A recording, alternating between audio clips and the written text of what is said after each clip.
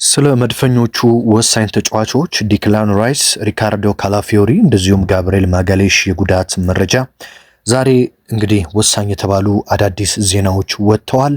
ከዛም በተጨማሪ የአስቶን ቪላው ግብ ጠባቂ የቀድሞው የአርሰናል ግብ ጠባቂ የነበረው ኤሚሊያኖ ማርቲኔዝ ስለ አርሰናል የተናገረው ነገር በርካቶችን አበሳጭቷል፣ አነጋግሯል። ኤሚሊያኖ ማርቲኔዝ ምን ሆኖ ነው እንደዚህ አይነት ነገሮችን የሚያደርገው ሲሉም ብዙዎች እየተናገሩ ይገኛሉ። በጥር የዝውውር መስኮትስ አርሰናል ተጫዋች ያስፈርማል ወይ? እነማን በአርሰናል ሀሳብ ውስጥ አሉ የሚለውን ዛሬ ደግሞ ሲቲ ከሰንደርላንድ የሚያደርጉትን ጨዋታ ጨምሮ ወሳኝ የሚባሉ መረጃዎችን እንደተለመደው በአማረ መልኩ ወደ እናንተ የማደርስ ይሆናል። በዚህ በዋነኛው ቻናሌም በሁለተኛውም ቻናሌ በየዕለቱ በጣም ምርጥ መረጃዎች በየሰዓቱ ወደ እናንተ እየደረሱ ነው። ቪዲዮውን እየተመለከታችሁ ነገር ግን ሰብስክራይብ ያላደረጋችሁ ካላችሁም አንድ ጊዜ ሰብስክራይብ በማድረግ ቤተሰብ በመሆን በሁለቱም ቻናል የፈለጋችሁትን መረጃ ማዳመጥ እንደምትችሉ ልነግራችሁ እወዳለሁ። ስለምታበረታቱኝ ከጎኔ ስላላችሁ ከልብ እያመሰገንኩኝ ቀጥታ ወደ መረጃዎቹ ነው መወስዳችሁ። በነገራችን ላይ 26000 ተከታዮችን አልፈናል። በጣም ከልብ አመሰግናለሁ። አሁን ወደ 30000 እየተጠጋን ስለሆነ ማለት ነው።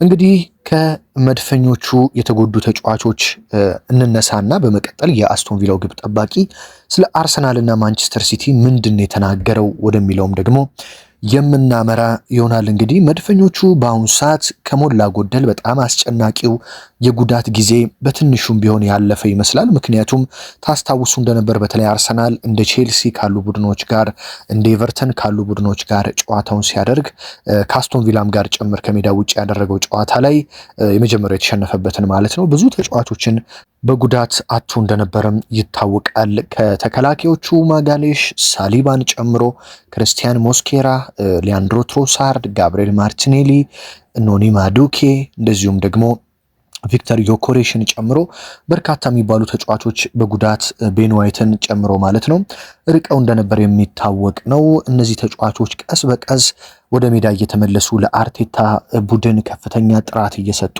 እረፍት እየሰጡ አርሰናል በተለይ ቡድኑን በጣም በሚፈልግበት ሰዓት ምክንያቱም አሁን ተጫዋቾች በጣም የሚደክሙበት ቅያሪ የሚፈልጉበት ካሁን በኋላ ያለው ደግሞ እያንዳንዱ ጨዋታ እንደ ፍጻሜ የሚታይበት ዋንጫ ማሸነፍ የምትፈልጉ ከሆነ ካሁን በኋላ ያሉትን እያንዳንዱን ጨዋታ ማሸነፍ ያለባችሁ ጊዜ ስለሆነ በዚህ ጊዜ እንደዚህ የተጎዱ ተጫዋቾች መመለሳቸው ትልቅ ዜና ነው። ምክንያቱም በአሁኑ ሰዓት አርሰናል ማርቲኔሊ ተመልሶለታል፣ ማዱኬ ተመልሶለታል፣ ዮኮሬሽ አለ፣ ገብርኤል ጄሱስ አለ፣ ካይ ሃቨርትዝ አለ። በተለይ ከወገብ በላይ ያለው የአርሰናል ስብስብ ፊት ለፊት መስመሩ እጅግ በጣም የተሟላ ሆኖለታል። የተከላካይ ስፍራም እንግዲህ በተለይ ማጋሌሽ እና ሳሊባ ድጋሚ ጥምረታቸው ከመጣ በኋላ እንደው ለዘንድሮ ቲምበር ምስጋና ይገባውና ምክንያቱም ቲምበር እንደምታውቁት አንዱ ለጨዋታዎች ብቻ ነው እንጂ የሚጎዳው እንዳለፉት ዓመታት በርካታ ጨዋታዎችን አይጎዳም። ስለዚህ የጁሪየን ቲምበርም ጠንካራ መሆን ሪካርዶ ካላፊዮሪም አሁን ይጎዳ እንጂ በብዙ ጨዋታዎች ጥሩ ሆኖ መቀጠሉ ለአርሰናሎች ጥሩ ዜና ነው። በሻምፒዮንስ ሊጉም በፕሪሚየር ሊጉም እየመሩ እንዲቀጥሉ አርጓቸዋል። ታዲያ ስለ ዴክላን ራይስ እንጀምር። ዴክላን ራይስ ማለት በነገራችን ላይ በእያንዳንዱ ጨዋታ ዘንድሮ ለአርሰናል ከፍተኛ ሬቲንግ የሚሰጠው እንደዚሁም ደግሞ በጣም ብዙ ዲስታንሶችን ርቀቶችን ሜዳ ላይ ከሁሉም የአርሰናል ተጫዋቾች በተለየ መልኩ የሚሸፍን ተጫዋች ነው ዴክላን ራይስ። ተከላካይ ጋ ማንም የለም ስትሉ ከኋላ መጥቶ ተከላክሎ ያስጥላል ኳሶችን። ፊት ለፊት መስመር ላይ ተጫዋች ጎሏል ስትሉ ፊት ለፊት ሄዶ ኳሶችን አሲስት ያደርጋል፣ ወደ ግብ ይሞክራል። መሃል ሜዳ ላይ ተበለጥን ስትሉ ወደ መሃል ሜዳ መጥቶ ባላንስ ይሰራል። የዘንድሮ የአርሰናል ዋነኛ መሰረት ቡድኑ የተመሰረተበት ተጫዋችም ዴክላን ራይስ ነው ብዬ ነው እኔ የማስበው። በአስቶን ቪላውም ጨዋታ የመጀመሪያው አጋማሽ ላይ በተለይ የአስቶን ቪላው ተጫዋች አማዱ ኦናና ከሜዳ እስኪወጣ ድረስ ሚኬል ሜሪኖ እና ዙሜንዲ ልክ እንደ ራይስ ምን ያህል መጣመር ከብዷቸው እንደነበር እናውቃለን። ከረፍት በኋላ ነው አርቴታ የተወሰኑ እድሳቶችን ካረጉ በኋላ ዙሜንዲም በደንብ በመሻሻል የመጣው እንጂ የዲክላን ራይስን ቦታ ለመሸፈን አርሰናሎች መሃል ሜዳ ላይ በጣም ተጨንቀው እንደነበረ የሚታወቅ ነው። ታዲያ ዴክላን ራይስ የደረሰበት ጉዳት ጉልበቱ ላይ እብጠት እንደሆነ ነው የተነገረው። በብራይተኑ ጨዋታ ላይ ልክ ሲወጣ ጉልበቱ ላይ የተወሰኑ እብጠቶች እንዳበጠ ነው የተነገረው። ታዲያ እስከ ጨዋታው ሊጀምር የተወሰኑ ደቂቃዎች አንድ ሰዓት ምናምን እስኪቀረው ድረስ የአስቶን ቪላው ጨዋታ አርሰናሎች ከ70% በላይ ዴክላን ራይስ እንደሚሰለፍ ነበር የሚያስቡት። ነገር ግን አርቴታ በመጨረሻ ደቂቃ እብጠቱን ከተመለከቱ በኋላ አሁን ገብቶ ተጫውቶ ለቀጣይ ጨዋታዎች ከሚያመልጠን ዛሬ እንደምንም ሪስክ እንውሰድና በዛውም እረፍት ያድርግና ቀጣይ ጨዋታ ላይ እንጠቀመው። ጉዳቱ ከተባባሰ ለቀጣይ እንጎዳለን፣ የረጅም ጊዜ ጉዳት ከሆነብን እንዴት እንወጣዋለን በሚል በጣም ትልቅ ውሳኔ ከአሰልጣኝ ስታፍ ጋር ተመካክረው በመወሰን ዴክላን ራይስ ያ ጨዋታ እንዲያመልጠው እንዳደረጉም ታውቋል። በዛም ጨዋታ አርሰናል በግሩም ሁኔታ 4-1 ድል አድርጓል። ስለዚህ በአሁኑ ሰዓት እብጠቱ እየቀነሰ እንደመጣ ተሰምቷል። ቅዳሜ ታዲያ ከቦርንማውዝ ጋር ምሽት 2 ሰዓት ተኩል ነው ጨዋታው። ዛሬ የምንገኘው ሐሙስ ላይ ነው። ስለዚህ አርብ አለ፣ ገና ቅዳሜ ቀን ሙሉ አለ። ስለዚህ በእነዚህ ቀናት ውስጥ ዴክላን ራይስ የተለያዩ ትሪትመንቶችን የተለያዩ ሕክምናዎችን እያገኘ ያ እብጠት የሚቀንስ ከሆነ ለቦርንማውዙ ከሜዳ ውጪ በቪታሊቲ ስቴዲየም ነው የሚደረገው። ከበድ ያለ ስቴዲየም ነው የቦርንማውዙ ስቴዲየም እንደምታውቁት። ስለዚህ ለዛ ጨዋታ ዴክላን ራይስ የመድረሱ እድል ከ90% በላይ እንደሆነና አርቴታም ሆኑ የአርሰናል ስብስቦች ዴክላን ራይስ ለቦርንማውዙ ጨዋታ ይኖራል ብለው እንደሚያምኑ ነው የተዘገበው ማለት ነው። በመቀጠል ወደ ጋብሪኤል ማጋሌሽ ጉዳት ደግሞ እናምራ። ምክንያቱም ጋብሪኤል ማጋሌሽ እንደምታውቁት ከጉዳት ነው የተመለሰው። ከዛ በአስቶን ቪላው ጨዋታ ወደ መጨረሻው አካባቢ አርሰናል አንድም ኦን ታርጌት ሳይሞከርበት መጨረሻ ላይ ግን ድካም በሚመስል ጉዳይ ማጋሌሽ ተቀይሮ እንደወጣም ይታወቃል። ታዲያ አሁን ለአርሰናል ቅርብ የሆኑ የመረጃ ምንጮችና ራሳቸው አርቴታም እንደገለጹት ከሆነ ጋብሪኤል ማጋሌሽ የአለመመቸትና የድካም ስሜት እንጂ የተለየ ጉዳት እንዳልሆነ ነው የተሰማው። ስለዚህ ማጋሌሽ እረፍት ነው ያደረገው የዛን ቀን። ስለዚህ በእርግጠኝነት እሱም በሰንደርላንዱ ጨዋታ የአርሰናልን የኋላ መስመር ለመሸፈን ወደ ሜዳ እንደሚገባ ተሰምቷል ማለት ነው። ስለዚህ በተለይ የጋብሪኤል ማጋሌሽ ከጉዳት ነፃ መሆን ብዙ የአርሰናል ደጋፊዎች ማዳመጥ የሚፈልጉት ነገር ነው። ምክንያቱም ጋብሪኤል ማጋሌሽ ማለት የአርሰናል እስትንፋስ ከሆነ ቆይቷል። በአስቶን ቪላውም ጨዋታ ምን ያህል ለመጀመሪያ ጊዜ ከጉዳት ተመልሶ ቋሚ ሆኖ ጀምሮ ግቦችን ሲያስቆጥር ሲከላከል፣ የአርሰናል ኮርናዎች ዳግም አስፈሪ እንዲሆኑ እንዳደረገም ተመልክተናል ማለት ነው። ስለዚህ ማጋሌሽም በቦርንማውዙ ጨዋታ የመኖር እድሉ ሰፊ እንደሆነ ተዘግቧል። ስለ ሪካርዶ ካላፊዮሪ ነው እስካሁን ድረስ እርግጠኛ የሆኑ መረጃዎች መውጣት ያልቻሉት። ሪካርዶ ካላፊዮሪ በብራይተኑ ጨዋታ አስቀድሞ ነው እንግዲህ ምቾት ስላልተሰማው ሊወጣ የተገደደው። በቀጥታ ወደ ሕክምና ነው ሄደው። ነገር ግን አርቴታ ስለሱም እርግጠኛ መሆን እንዳልቻሉና ገና ሕክምናው እየቀጠለ እንደሆነ ነው የተሰማው። ስለዚህ ሪካርዶ ካላፊዮሪ ምናልባትም ከሌሎቹ በተለየ በቦርንማውዙ ጨዋታ ላንመለከተው እንደምንችልና በብራይተን ጨዋታ የነበረው የአርሰናል የኋላ መስመር በጣም ምርጥ የኋላ መስመር ነበረ። እንደምታውቁት ቲምበር፣ ሳሊባ፣ ማጋሌሽ እና ሂንካፔ የተሰለፉበት ማለት ነው። ያ አሰላለፍም በቦርንማውዙ ጨዋታ የመመልከት እድላችን ሰፊ እንደሚሆን የተገለጸው። ምክንያቱም ፔሮ ሂንካፔ የሪካርዶ ካላፊዮሪን ስፍራ በሚገባ በመሸፈኑ ያንንም ጨዋታ የቦርንማውዙንም ጨዋታ ቅድሚያ ይሰጠዋል ተብሎ ይጠበቃል። ካላፊዮሪ ቢመለስም በዛ ጨዋታ ምናልባትም በተቀያሪ ወንበር ላይ ሊቀመጥ እንደሚችል መረጃዎች እየወጡ ይገኛሉ ማለት ነው። እስኪ የአስቶን ቪላው ግብ ጠባቂ ወይም የቀድሞ የአርሰናል ጠባቂ ኤሚ ማርቲኔዝ ምንድን ነው የተናገረው? እንደምታውቁት ማርቲኔዝ ከአርሰናል ቤት ውስጥ ግብ ጠባቂ እንደነበረ ይታወቃል። ነገር ግን በደጋፊዎች እንደዚሁም ከአሰልጣኝ ስታፍ ጋር በፈጠረው አለመስማማት እንደምታውቁት ተጫዋቹም ባህሪው ትንሽ ከበድ ይል ስለነበረ መድፈኞቹ ተጫዋቹ አርሰናልን እንዲለቅ እንዳደረጉ ይታወቃል። ታዲያ ወደ አስቶን ቪላ ከሄደ በኋላ የግብ ጠባቂ በጣም ምርጥ ብቃቱን አሳየ። በአርጀንቲና ብሔራዊ ቡድንም ዓለም ዋንጫን አሳካ። ነገር ግን አሁንም ድረስ ኤሚሊያኖ ማርቲኔዝ ከአርሰናል ጋር ያለው ንዴት እንዳለቀቀው ነው እየተሰማ የሚገኘው። ምክንያቱም እሱ በአርሰናል ቤት መቀጠል እየፈለገ ነው የተባረረው። ስለዚህ ያ ነገር በጣም ስሜቱን እንደጎዳውና ለአርሰናል ከፍተኛ የሆነ ጥላቻ እንዳደረበት ነው መረጃዎች የሚያሳዩት። ስለዚህ በተገኘው አጋጣሚ አርሰናሎች እንዲሸነፉ እንደሚፈልግ ነው እየተሰማ የሚገኘው። እንደምታውቁት በአርሰናልም ጨዋታ ግብ ጠባቂው ማርቲኔዝ ኳስ ቶሎ አይጀምርም ነበር፣ እያዘገየ ነበር የሚጀምረው። በርካታ የአርሰናል ደጋፊዎችም ሜዳ ላይ ሲጮሁበት እንደነበረም ተመልክታችኋል ብዬ አስባለሁ። ታዲያ ከጨዋታው መጠናቀቅም በኋላ ከአርሰናል ደጋፊዎች ጋር ድብድብ ፈጥሮ እንደነበረ፣ ስድድብ እየተሰዳደበ እንደነበረም የተለያዩ ቪዲዮዎችን በዩቲዩብ በቲክቶክም ተመልክታችኋል ብዬ አስባለሁ። ታዲያ ኤሚሊያኖ ማርቲኔዝ ምን አለ? የዘንድሮውን የእንግሊዝ ፕሪሚየር ሊግ ዋንጫ ማንቸስተር ሲቲ ይበለዋል ብዬ ተስፋ አደርጋለሁ ሲል ተናግሯል። ኤሚ ማርቲኔዝ ሲቲዎች በጣም አሁን ጥሩ አቋም ላይ ናቸው፣ ስለዚህ ከአርሰናል ይልቅ ማንቸስተር ሲቲ ዘንድሮ ፕሪሚየር ሊጉን ይበለዋል የሚል ተስፋ አለኝ፣ እነሱ እንዲበሉት ፍላጎቴ ነው ሲል እንግዲህ ኤሚሊያኖ ማርቲኔዝ ተናግሯል።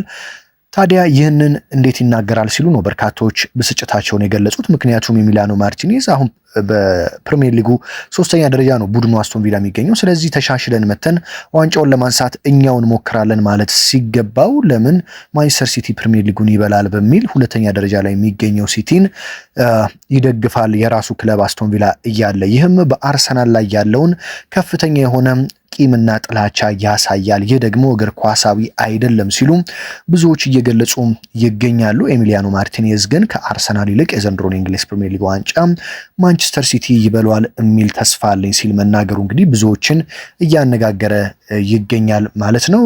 በርካቶችም እንግዲህ ኤሚሊያኖ ማርቲኔዝ ይህንን የተናገረበት ምክንያት በአርሰናል የ4-1 ሽንፈት ሲደርስበት በንዴት ነው ሲሉ እየተናገሩ ይገኛሉ። ስለ ዝውውር እስኪ አንዳንድ መረጃዎችን ልንገራችሁ። ያው መድፈኞቹ የቦርንማውዙን ተጫዋች ሴሜኞን እንደሚፈልጉት ይታወቃል። አንቷን ሴሜኞ የአርሰናል ቀንደኛ ደጋፊ እንደሆነ ይታወቃል። ከልጅነቱ ጀምሮ ልክ እንደ ኤብሪቼ ኢዜ ማለት ነው አርሰናልን ሲደግፍ እንዳደገ ይታወቃል። ነገር ግን አርቴታና አንድሬ ቤርታ በተወያዩት ውይይት መሰረት አንተን ልናስፈርምህ የምንችለው ክረምት ላይ ነው የሚል መልስ እንደሰጡት ከወኪሎቹ ጋር እንደተነጋገሩና እስከ ክረምት እንዲታገሳቸው እንደጠየቁ ነው የተሰማው። ነገር ግን ሴሜኞ ክረምት ላይ መጠበቅ እንደማይችል ከተናገረ በኋላ ወደ ሲቲ የመሄዱ እድል ሰፊ እንደሆነ ተሰምቷል። በሌላ በኩል አርሰናሎች በስፔን ላሊጋ የኤልቼ ሚድፊልደር ተጫዋች የሆነውን ሮድሪጎ ሜንዶዛን በ17 ሚሊዮን ዩሮ ለማምጣት እንግዲህ ፍላጎት እንዳላቸው ተሰምቷል። መድፈኞቹ እንግዲህ ይህንን የኤልቼው ተጫዋች ሮድሪጎ ሜንዶዛን በቅርብ እየተከታተሉት እንደሆነና ወደ አርሰናል ቤት በጥር የዝውውር መስኮት የሚመጣበት መንገድ ካለ ያንን ለማመቻቸት እየሰሩ እንደሆነ ተሰምቷል። በእርግጥ የሪያል ማድሪዱን አርዳ ጉለርንም በውሰት ማምጣት ይፈልጋሉ። አርቴታ የአርዳ ጉለር አድናቂ እንደሆኑ ይታወቃል። ነገር ግን የሪያል ማድሪዱ አሰልጣኝ ዣቪ አሎንሶ አርዳ ጉለርን በጣም እንደሚወደውና የእሱ ጨዋታ በሱ ላይ እንደተመሰረተ ይታወቃል። ስለዚህ በቀላሉ አርዳ ጉለርን ይለቁታል ተብሎም አይጠበቅም። በሌላ በኩል እንግዲህ ኢታን ዋኔሪ ወደ ቦርንማውዝ በውሰት የማቅናቱ ድል ሰፊ እንደሆነ እንግዲህ እየተሰማን የሚገኘው ኢታን ዋኔሪ በዘንድሮ የውድድር ዓመት በአርሰናል ቤት የመሰለፍ እድል እያገኘ አይደለም። ምክንያቱም አርሰናል በጣም በሱ ስፍራ በርካታ ተጫዋቾች ስላሉት ማለት ነው። ኤብሪቼ ኢዜ፣ ማርቲኖ ኦዴጋርድ፣ መሀል ላይ ራይስ፣ ሜሪኖ፣ ዙሜንዲ በጣም ብዙ ተጫዋቾች፣ ኖርጋርድ መሀል ላይ ብዙ ተጫዋቾች አሉ። ስለዚህ ኢታን ዋኔሪን በዛ ስፍራ ማሰለፍ ከባድ እየሆነ መጥቷል። በሳካ በኩልም ማዱኪ አለ። ስለዚህ ኢታን ዋኔሪ የመጫወት እድል እያገኘ አይደለም። አሁንም ያገኛል ተብሎ አይጠበቅም።